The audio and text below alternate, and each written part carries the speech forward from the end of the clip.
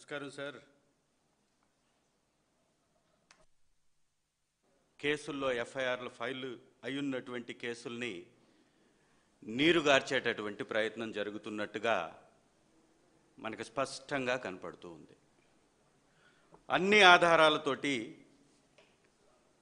ఎఫ్ఐఆర్లు నమోదు చేసి తగినటువంటి సాక్ష్యాలను సేకరించి రాష్ట్ర మరియు కేంద్రంలో ఉన్నటువంటి వ్యవస్థల ద్వారా, కాగ్ లాంటి వ్యవస్థల ద్వారా కూడా తప్పులు జరిగాయని నిర్ధారించినటువంటి కేసులను కూడా తనకున్నటువంటి అధికారంతో ఎవరైతే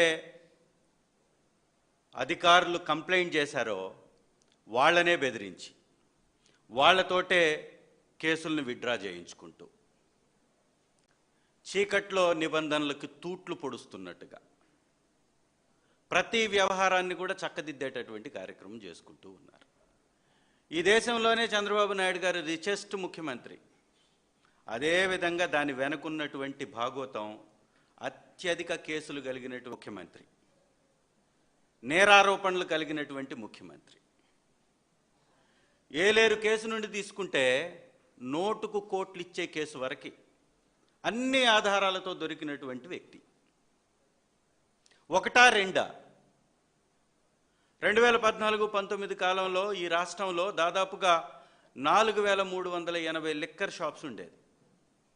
ఎవరైనా లిక్కర్ షాప్ను దక్కించుకోవాలి అంటే ప్రివిలేజ్ ఫీజు పే చేయాలి.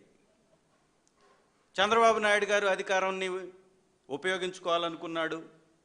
అడ్డగోలుగా రాష్ట్ర ఖజానాని తెలుగుదేశం పార్టీ నాయకులకి దోచిపెట్టాలనుకున్నాడు.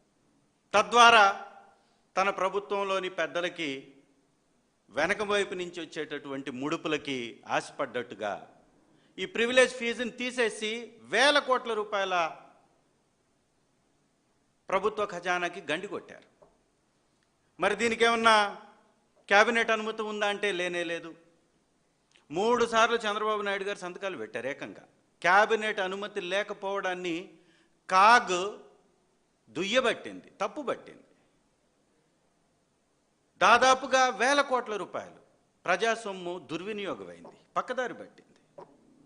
ఈ కేసుకు సంబంధించి నీరుగార్చే ప్రయత్నం.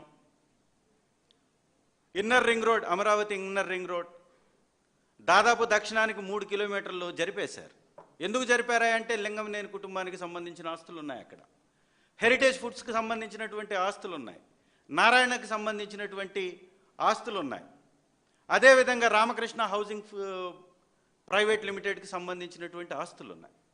ఈ ఆస్తులన్నిటికీ దగ్గరలోకి, మధ్యలోకి ఈ ఇన్నర్ రింగ్ రోడ్ని జరిపేసి కోట్ల రూపాయల విలువని వాళ్ళ ఆస్తులకు పెంచేసుకునేటటువంటి కార్యక్రమం జరిగింది. ఇది స్పష్టంగా ప్రతి ఒక్కరికి తెలుసు. మొదటి అలైన్మెంట్ ఎక్కడుంది, రెండవసారి అలైన్మెంట్ ఎందుకు జరిగింది, దీనివలన ప్రభుత్వానికి నష్టం జరిగింది. అలైన్మెంట్ పెరగడం వల్ల 3 కిలోమీటర్ల దక్షిణానికి జరిగింది. మరి ఈ కేసును కూడా నీరుగార్చేటటువంటి ప్రయత్నం. అత్యంత సంచలనం కలిగించినటువంటి కేసు ఫైబర్ గ్రిడ్ కేసు.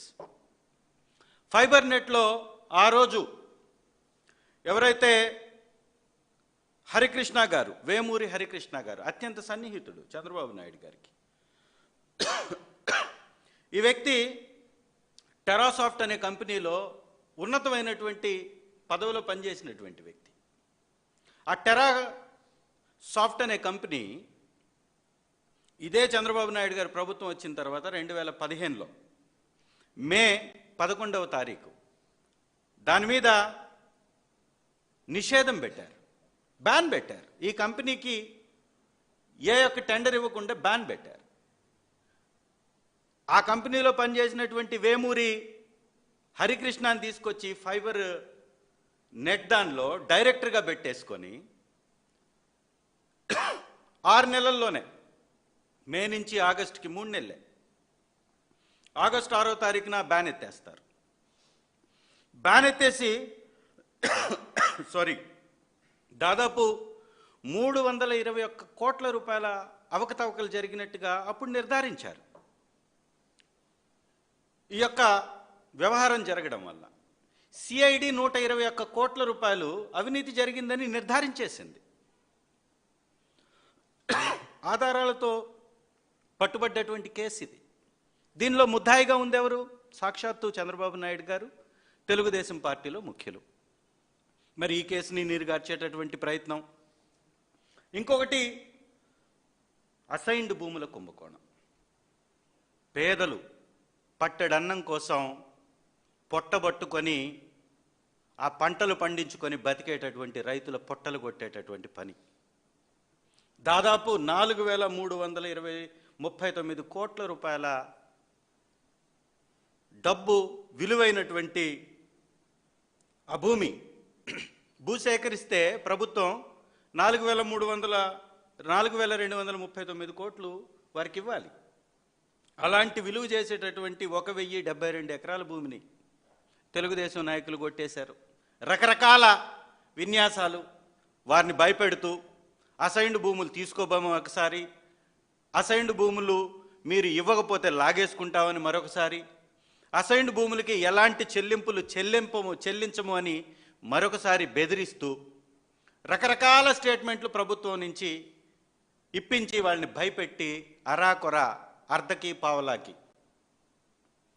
ఈ 1,072 ఎకరాల భూమి, అట్లాగే అదేవిధంగా 328 ఎకరాలు గవర్నమెంట్ భూమి.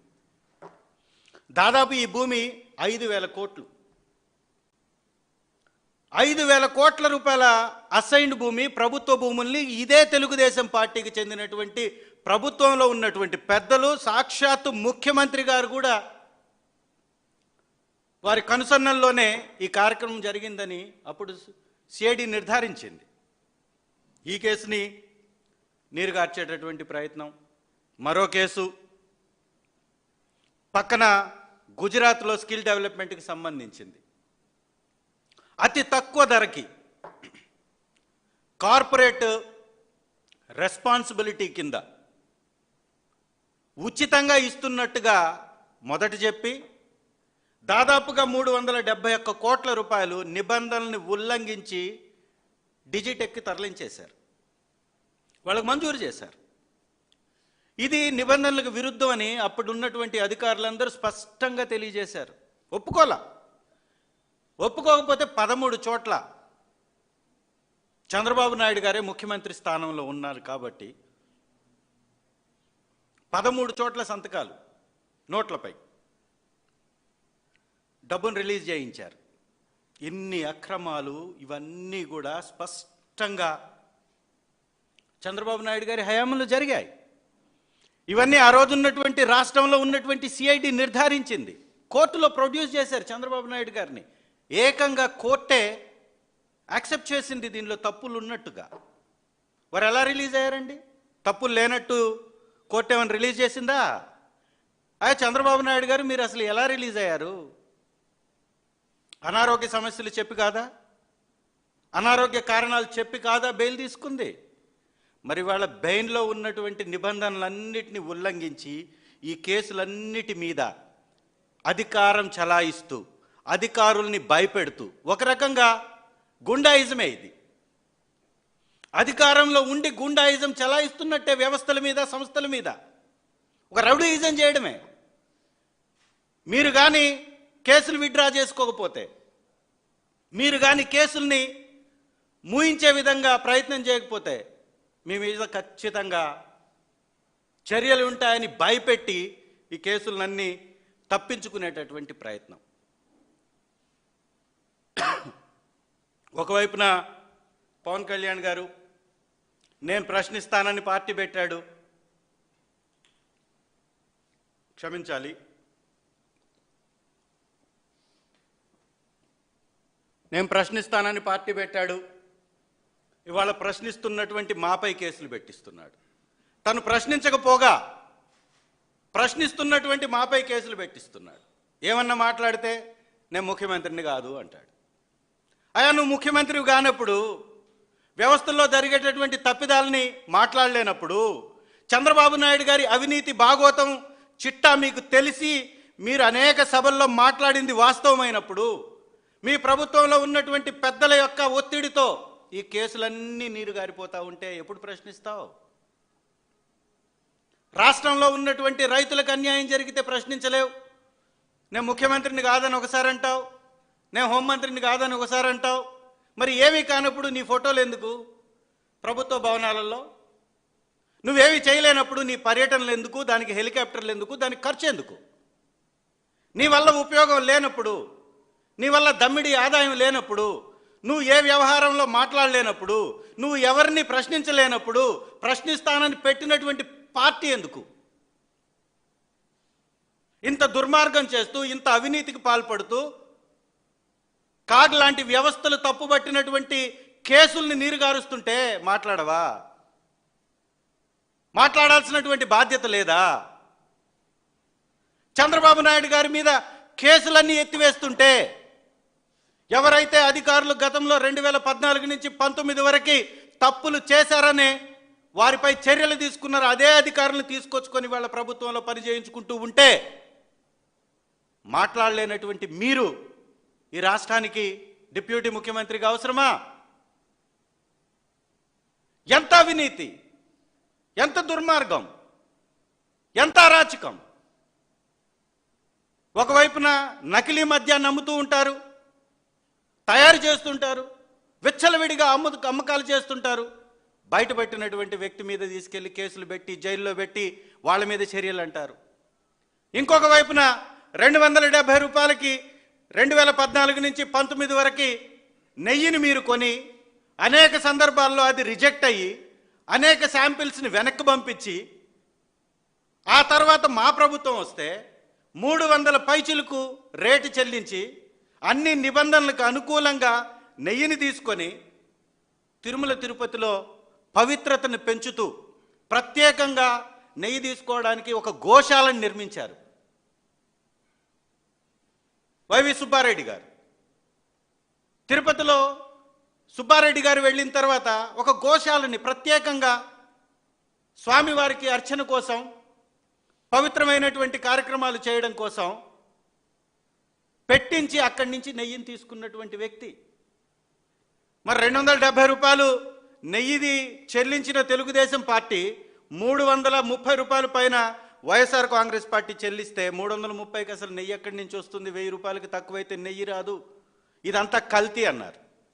ఏకంగా హద్దులు కూడా దాటి మన సంస్కృతి సంప్రదాయాల్ని అగౌరవపరుస్తూ జంతువుల కొవ్వు అని కూడా మాట్లాడారు. ఆ రోజు బోర్డు మెంబర్గా ఉన్నటువంటి వాళ్ళు తర్వాత కూడా కొనసాగారు, ఇప్పుడు కొనసాగుతున్నారు కొంతమంది. ఇవాళ ఆ రోజు బోర్డు మెంబర్లుగా ఉన్నటువంటి వాళ్ళు ఇవాళ మీ దగ్గర ఎంపీలు అయ్యారు, ఎమ్మెల్యేలు అవుతున్నారు ఈరోజు. మరి వాళ్ళ మీద నిబంధనలు లేవు. నిర్ణయాలు తీసుకునేది ఎవరండి? టీటీడీలో బోర్డు కాదా? బోర్డు మెంబర్లకు సంబంధం ఉండదా? ఆ బోర్డు మెంబర్లుగా ఉన్నటువంటి వాళ్ళు మీ దగ్గర ఇవాళ ఎమ్మెల్యేలు, ఎంపీలా? బోర్డుని అతి పవిత్రంగా నడిపినటువంటి వైవి సుబ్బారెడ్డి గారి మీద పడిపోతారు. అక్రమమైనటువంటి కేసులు పెట్టి సిఐడి దగ్గరికి పిలిపిస్తారు. మరి పరకామణి కేసులో సాక్షిగా ఉన్నటువంటి వ్యక్తి అనుమానాస్పదంగా చనిపోతాడు. ఎఫ్ఐఆర్ ఫైల్ అవ్వదు, పంచనామా జరగదు, పోస్టుమార్టం రిపోర్ట్ అవ్వదు. ఏమీ కాకముందే వైఎస్ఆర్సీపీ వాడిని హత్య చేసేసింది, వారి మీద దాడి చేసింది, గొడ్డలతోటి వీపు మీద నరికిన మరకలున్నాయి, రైల్లోనే దాడి జరిగింది అని ఈ ఛానళ్ళన్నీ రాసేస్తాయి. వాళ్ళ మీద కేసులు ఉండవు. మరి మద్యం దాగి యువకుడు వెహికల్ నడుపుతూ వెహికల్ పడిపోయి ఆ వెహికల్ని బస్సు గుద్ది బస్సులో ఉన్నటువంటి ప్రతి ఒక్కరు చనిపోతే ఇది మద్యం వలన జరిగింది, ముమ్మాటికి ఇది ప్రభుత్వ హత్య అని ప్రతిపక్ష పార్టీ మాట్లాడిన వాళ్ళందరి మీద కేసులు పెట్టుకుంటూ పోతే జైలు సరిపోతాయా? ఎంతమంది మీద కేసులు పెడతారు మీరు? మొదటి రోజు నుంచి కేసులు పెడుతున్నారు, ఈ రోజు వరకు తగ్గామా? ఎక్కడన్నా వైఎస్ఆర్సీపీ నాయకులు మాట్లాడకుండా ఆగారా? మా బాధ్యతను మేము నిర్వర్తిస్తాం, ఖచ్చితంగా మీ తప్పుల్ని ఎత్తి చూపుతాం. మీరు 100 కేసులు పెట్టుకోండి, 1000 కేసులు పెట్టుకోండి, ఒకరిని అరెస్ట్ చేస్తే 10 మంది మాట్లాడతాం. తప్పులు మీరు చేస్తూ కేసులు మాపై పెట్టడం. మరి తప్పుల్లో ఉన్నటువంటి చంద్రబాబు నాయుడు గారి మీద కేసులు ఎట్లా ఎత్తేస్తారండి? ఏ విధంగా ఎత్తేస్తారు? ఇవి నిబంధనల్ని ఉల్లంఘించటం కాదా? సిఐడి దర్యాప్తులో ఆధారాలతో దొరికినటువంటి కేసుల్ని ఏ విధంగా మీరు పక్కదారి పట్టిస్తారు? ఏ విధంగా అధికారుల మీద ఒత్తిడి చేసి వారితోటి విత్డ్రా చేయించుకుంటారు? ఇది రాష్ట్రంలో జరుగుతున్నటువంటి దుర్మార్గం, దాష్టికం. అందుకే చంద్రబాబు నాయుడు గారి చరిత్రను ఒక్కసారి కానీ చూసుకుంటే మొదటి నుంచి ఇంతే. రామారావు గారి దగ్గర నుంచి పార్టీ లాక్కున్నప్పుడు పార్టీ ఎవరిదండి? దానిలో సిద్ధాంతం ఉందా? పార్టీని లాగేసుకున్నారు. ఎన్టీఆర్ ట్రస్ట్ భవన్ను కూడా ఏ విధంగా లాగేసుకున్నారు? పోనీ పార్టీ గుర్తును ఏ విధంగా లాగేసుకున్నారు? ఈ రాష్ట్ర ప్రజలకు తెలియదా? ఎన్టీ రామారావు గారు తెలుగుదేశం పార్టీని స్థాపించి ఎన్టీఆర్ ట్రస్ట్ భవన్ పెట్టి సైకిల్ గుర్తు కలిగి ఉన్నాడని తెలియదా? ఎలా లాగేసుకున్నాడు? అదే విధానం ఇప్పుడు కూడా, అదే తంతు. వ్యవస్థలని తన జేబు సంస్థలుగా మార్చేసుకుంటాడు.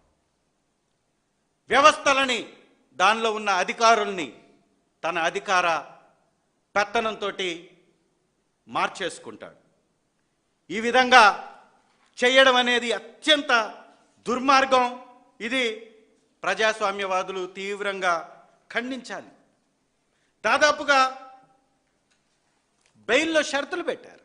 చంద్రబాబు నాయుడు గారి మీద ఉన్న కేసులో బెయిల్ ఇచ్చేటప్పుడు ఎన్ని షరతులు పెట్టారు? కేసుల్ని ఏ విధంగా కూడా దర్యాప్తులో ఇన్వాల్వ్ అవ్వకూడదు చెప్పారా లేదా? ఇవాళ ఇన్వాల్వ్ అవుతున్నారా లేదా?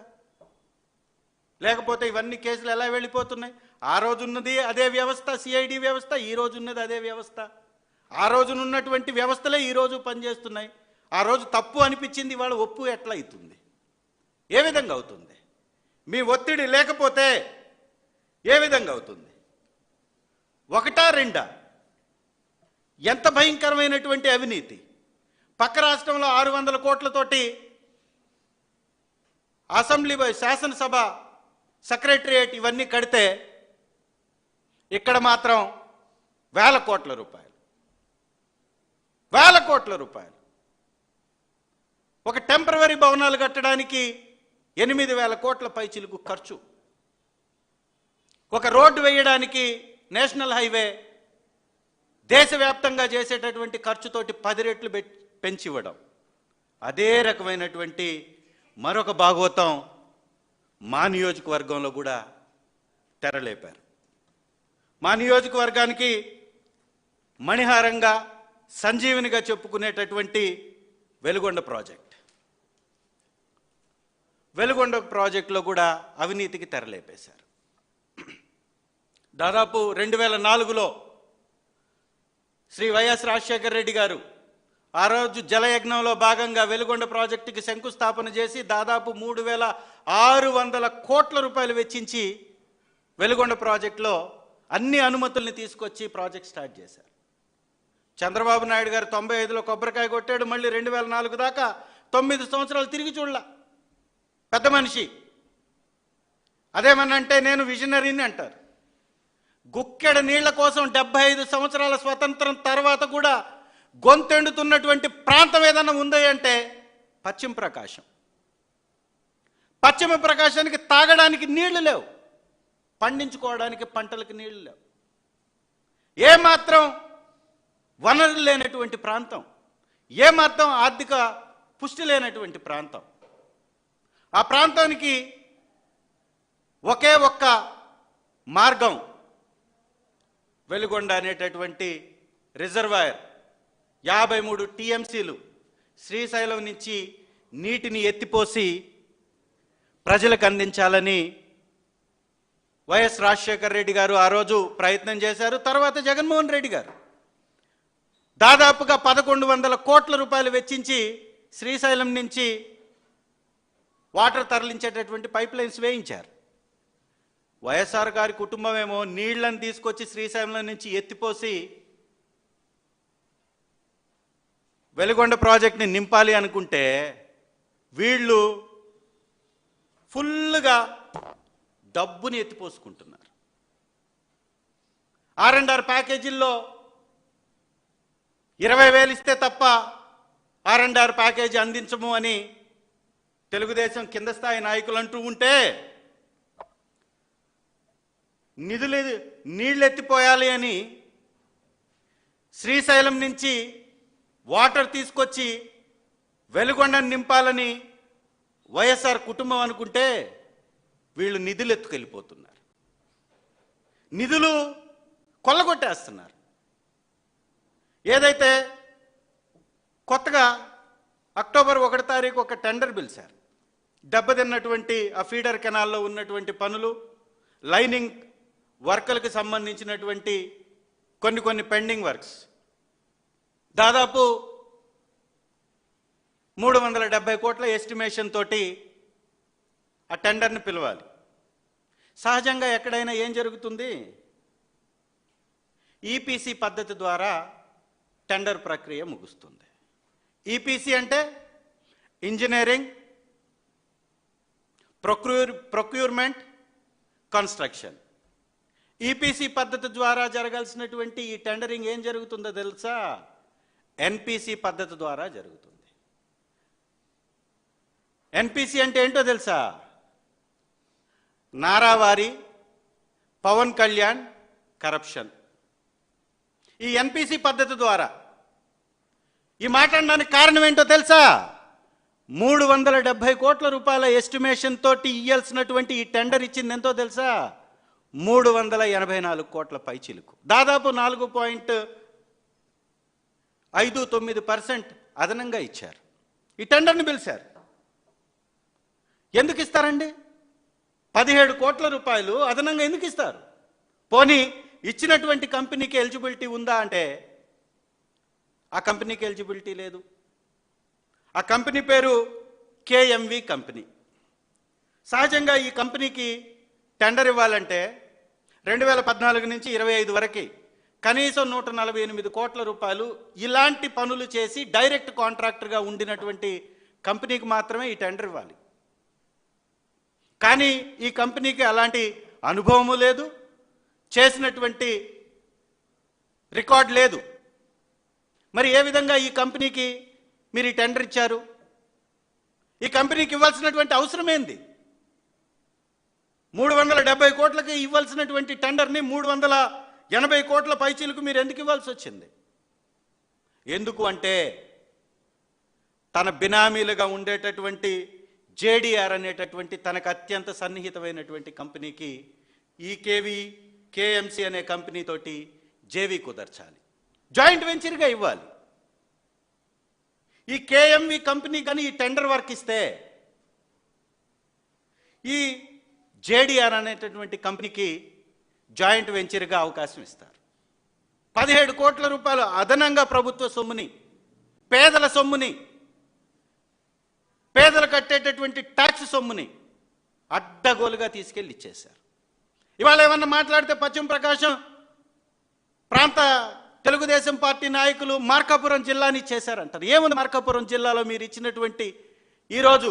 ఎస్, జిల్లాని స్వాగతిస్తున్నాం. ఏ ఆర్థిక వనరుతోటి మీరు ఆ జిల్లాని ప్రకటిస్తున్నారు? పక్కన అనేక రాష్ట్రంలో ఉన్నటువంటి అనేక జిల్లాలకి ఏదో ఒక ఆర్థిక స్తోమత ఉంది. ఇవాళ ప్రకాశంలో గ్రానైట్ ఉంది, సీ కోస్ట్ ఉంది, నెల్లూరుకి సీ కోస్ట్ ఉంది. ఇక్కడ గోదావరి జిల్లాలకి అనేక ఆర్థిక వనరులు ఉన్నాయి, గ్యాస్ లాంటి నిక్షేపాలు ఉన్నాయి, ఆర్థికంగా స్తోమత కలిగినటువంటి కంపెనీల యొక్క ప్రాతినిధ్యం ఉంది. మరి పశ్చిమ ప్రకాశానికి ఏముంది? ఏమిస్తున్నారు? ఈరోజు దర్శి తొలగించేశారు. 4 మండలాలకు సంబంధించి 4 కాన్స్టిట్యున్సీలకు సంబంధించి జిల్లాను ప్రకటించారు. మరి ఆర్థికంగా ఎక్కడ దానికి పుష్టి ఉందో చెప్పాలా లేదా? సంబరాలు చేసుకుంటే సరిపోతుందా? ఏ విధంగా ఈ జిల్లాని మీరు అభివృద్ధి చేయబోతున్నారు? ఏ వ్యవస్థను నిధులు ఎత్తిపోసుకుంటున్నటువంటి తెలుగుదేశం నాయకుల యొక్క ఈ చర్యల్ని తీవ్రంగా ఖండిస్తున్నాం. వెలుగొండ ప్రాజెక్టు మీద ఈ రోజుకి సవతి ప్రేమే అతనికి, చంద్రబాబు నాయుడు గారు ఈ రోజుకి చూపిస్తుంది సవతి ప్రేమే. గతంలో 9 సంవత్సరాల్లో కొబ్బరికాయ కొట్టడం తప్ప తట్టడి మట్టెత్తల. ఇప్పుడు 2 సంవత్సరాలు అయిపోయి వస్తున్నా మంత్రిని పంపించేసి డ్రామాలు ఆడిపిస్తారు. అక్కడ రామానాయుడు గారు వచ్చేసి ఏదో చేసేస్తున్నట్టు చెప్తారు. ఆయన వచ్చిపోయింది పర్యటన ఎందుకో ఇప్పుడు అర్థమైంది. ఇందుక రామానాయుడు గారు సేమ్ డ్రామా, నీకు 15 అని చెప్పినటువంటి డ్రామా 17 కోట్లు కొట్టేశారు, 17 కోట్లు పే చేశారు. ఎందుకు టెండర్లో నీకు వేరే పార్టిసిపేట్ చేయలేకపోతున్నారు? ఎల్వన్గా ఎందుకు అనుభవం లేనటువంటి కంపెనీ, అర్హత లేనటువంటి కంపెనీ వచ్చింది? ఇందుకు కాదా? ఈ విధంగా అడ్డగోలుగా తప్పులు చేయటం, తప్పుల గురించి మాట్లాడినటువంటి మాపై కేసులు పెట్టడం ఆనవాయితీగా వారికి మారిపోయింది. ఇవాళ రోజు రోజుకి దిగజారిపోతున్నటువంటి విలువలు. ఒకవైపున ఇంత ఘోరాలు చేస్తూ మాపై నిందలు మాత్రం ఎలా వేస్తారో తెలుసా? అప్పుల అబద్ధాలని గవర్నర్ గారితో చెప్పిస్తారు, తప్పుల జీతాల లెక్కని స్పీకర్ గారితో చెప్పిస్తారు. ఇప్పుడు ఏకంగా పిల్లల దగ్గరకు వచ్చేశారు. మాక్ అసెంబ్లీ అంట. మాక్ అసెంబ్లీ అని నిర్వహిస్తే ఏం చెప్పాలండి? ప్రభుత్వం, బాధ్యత కలిగినటువంటి ప్రభుత్వం హుందాతనాన్ని నేర్పించాలి పిల్లలకి, ఒక సిస్టమ్ని నేర్పించాలి. కానీ వాళ్ళు నేర్పిస్తుంది ఏంది? శ్రీ జగన్మోహన్ రెడ్డి గారి మీద ఒక విషాన్ని నింపటం, వైఎస్ఆర్ కాంగ్రెస్ పార్టీ మీద నిందలు వేయడం. నిజంగా మాక్ అసెంబ్లీలో చెప్పేవాళ్ళు ఏం చెప్పాలండి? ఒకవేళ చరిత్రను గురించి చెప్పాల్సి వస్తే రామారావు గారికి మైకి ఇచ్చినటువంటి చరిత్రను చెప్పాలిగా. కష్టపడి 200 సీట్లు పైన సాధించుకున్నటువంటి రామారావు గారికి వెన్నుపొట్టు ఎలా పొడిచారో చెప్పాలిగా. అసెంబ్లీ సాక్షిగా మైక్ అడిగినా కూడా ఎలా ఆయన్ని అవమానపరిచారో చెప్పాలిగా. ఏం నేర్పిస్తున్నారు మీరు? బూతులు మాట్లాడుతున్నటువంటి తెలుగుదేశం నాయకుల గురించి చెప్పొద్దా? స్పీకర్ స్థానంలో ఉన్నటువంటి వ్యక్తి స్పీకర్ స్థానం నుంచి దిగిన తర్వాత మాట్లాడుతున్నటువంటి ప్రతిపక్ష నేతను కానీ, ఎమ్మెల్యేలు కానీ పందులతోటి లేకపోతే జీతాల మీద తప్పులుగా మాట్లాడుతున్నటువంటి వ్యక్తుల గురించి చెప్పాలా లేదా? ఎన్కౌంటర్ చేయాలని ఒకరంటారు, ఇవన్నీ చెప్పాలా లేదా? సో వ్యవస్థలని పూర్తిగా నిర్వీర్యం చేస్తున్నటువంటి చంద్రబాబు నాయుడు గారు ఒక విధంగా ప్రజాస్వామ్యం మీద, రాజ్యాంగం మీద దాడి చేస్తున్నారని ఈ సందర్భంగా తెలియజేస్తూ ముగిస్తున్నాను. Thank you very much.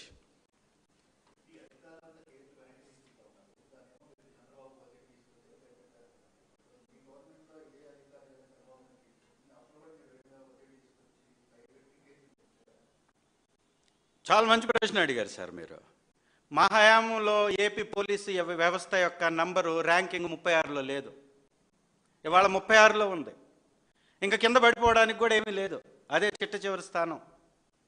కేంద్ర పాలిత ప్రాంత రాష్ట్రాలుగా ఉన్నటువంటి వాటి స్థానానికన్నా కింద స్థాయిలోకి ఏపీ పోలీస్ వ్యవస్థ యొక్క ర్యాంక్ పడిపోయింది. ఇది సాక్షాత్తు కేంద్రం ఇచ్చినటువంటి ర్యాంక్, మేము ఇచ్చినటువంటి ర్యాంక్ కాదు, మేమిచ్చినటువంటి ర్యాంక్ కాదు. మరి ఏ విధంగా పోలీస్ వ్యవస్థ దిగజారుతుందో కేంద్ర వ్యవస్థే చూపిస్తుంది కదా.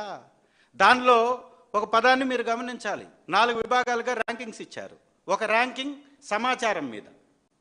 సమాచారం అంటే ఒక నేరస్తుడిని కానీ, ఒక నిందితుడిని కానీ, ఒక అనుమానితుడిని కానీ తీసుకున్నప్పుడు, పట్టుకున్నప్పుడు, కస్టడీలో ఉంచినప్పుడు సమాచారం ఇవ్వాలి, కుటుంబానికి ఇవ్వాలి, లేకపోతే అతన్ని ఎందుకు అరెస్ట్ చేశారో చెప్పాలి అనేటటువంటి నిబంధన ఉంది.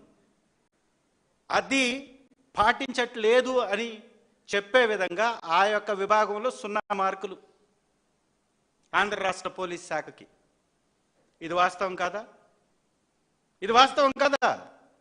ఎస్, చాలామంది మీద మీరు కేసులు పెట్టిస్తున్నారు కదా, సోషల్ మీడియా వాళ్ళ మీద చాలామంది మీద కేసులు పెట్టిస్తున్నారు. ఇవాళ సోషల్ మీడియాలో మా నాయకుడికి, మా పార్టీకి సంబంధించినటువంటి విషయం మాట్లాడినా, లేకపోతే సినిమా దేశవ్యాప్తంగా నడిచింది, ఆ డైలాగ్ దేశవ్యాప్తంగా రప్ప రప్ప అనేటటువంటి డైలాగు వినిపించింది. అనేక మంది రీల్స్ కూడా చేశారు. మరి రప్ప రప్ప డైలాగు మేం పెడితేనే మీకెందుకండి బాధ? మీకెందుకు దాంట్లో తప్పు కనపడుతుంది? మీరెందుకు అధికార నాయకులు ప్యాంట్లు తడిపేసుకుంటున్నారు? మేమేమని అంటున్నావా? సినిమా డైలాగే కదా, మీరు లైసెన్స్ ఇచ్చినటువంటి సినిమానే కదా, మీరు సర్టిఫై చేసినటువంటి డైలాగే కదా, మరి మా మీద ఎందుకు కేసులు? పోనీ మరి ఆర్పి అనేటటువంటి వ్యక్తి బూతులు తిడుతున్నాడే,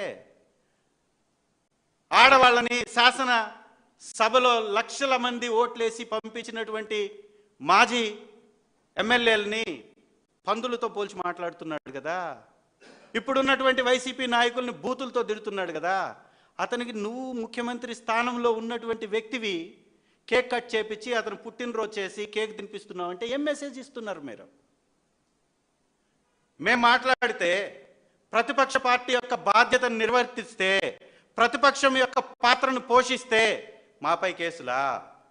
తెలుగుదేశం పార్టీకి అనుకూలంగా విచక్షణ మర్చి, హుందాతనాన్ని మర్చి బూతులు తిడితే మాత్రం వాళ్ళ కేకులు పెడతారా? ఇదా మీ హుందాతనం? ఇదా మీ పరిపాలన? మరి అదే అధికారులు ఆ రోజు తప్పు చేశారు అంటే మరి వాళ్ళ మీద చర్యలు ఎందుకు తీసుకో?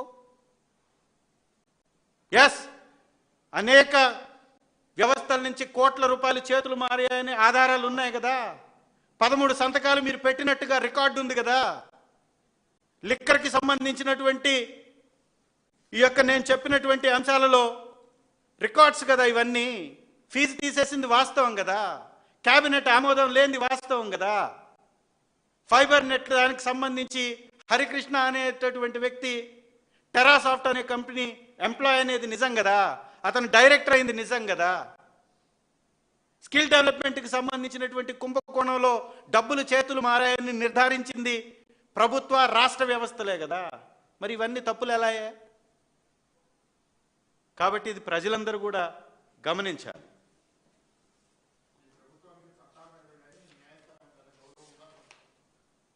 గౌరవం లేదనే కదా ఇంతసేపు చెప్పింది.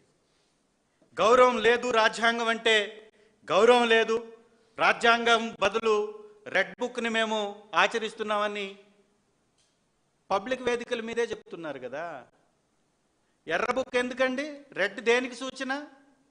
నువ్వు ఎర్ర బుక్ అనేటటువంటి పేరు పెట్టుకొని నువ్వు దాంట్లో అధికారుల పేర్లు రాయించావంటే ఇవాళ అనేక మంది దళిత ఐఏఎస్ని ఐపీఎస్ని వాళ్ళకి పోస్టింగ్లు ఇవ్వకుండా పక్కన పెట్టారంటే మీరు ఇచ్చిన పోస్టింగ్లు అవి ఎన్ని సంవత్సరాల నుంచి ఉద్యోగాలు చేశారు వాళ్ళు? ఇవాళ ఎందుకు పక్కన పెట్టారు వాళ్ళని మీరు? ఇది వేధించడం కాదా? మొన్న రీసెంట్గా సింగరాయకొండ టోల్ ప్లాజా దగ్గర సిఐ మీద కోప్పడతారు, సిఐని బెదిరిస్తారు. ఆ రోజు పుంగనూరులో ఎస్పీని బెదిరించారు. మరి కనపడట్లేదా ఇక్కడ? వ్యవస్థ పని చేస్తే మార్కులు వస్తాయా లేదా? నేను స్పష్టంగా అడుగుతున్నా మిమ్మల్ని. 36 రాష్ట్రాలు ఉన్నాయి మన దేశంలో. 36 రాష్ట్రంలో 36వ స్థానంలో మీరు ఉన్నారు అంటే మనం ఉన్నాం. వచ్చిన మార్కులు ఎన్నో తెలుసా? కనీసం 36 కూడా రాలా, 16.7 మార్కులు. పాస్ మార్కులు కూడా లేవు. మన పై స్థానంలో ఉన్నటువంటి ఏ రాష్ట్రం కూడా 20 మార్కులకి కింద లేదు. ఒకే ఒక్క రాష్ట్రం ఉంది. అస్సాంలో ఎంత అభద్రతా భావం ఉంది, ఎంత అశాంతి ఉంది. ఈశాన్య రాష్ట్రాల్లో ఎన్ని సమస్యలు ఉన్నాయి? టెర్రరిజం సమస్య ఉంది, అనేక సమస్యలు ఉన్నాయి. ఆ రాష్ట్రాలు కూడా పోలీస్ శాఖ ఆ రాష్ట్రాలలో కూడా ఉన్నతమైన స్థానంలో ఉంది.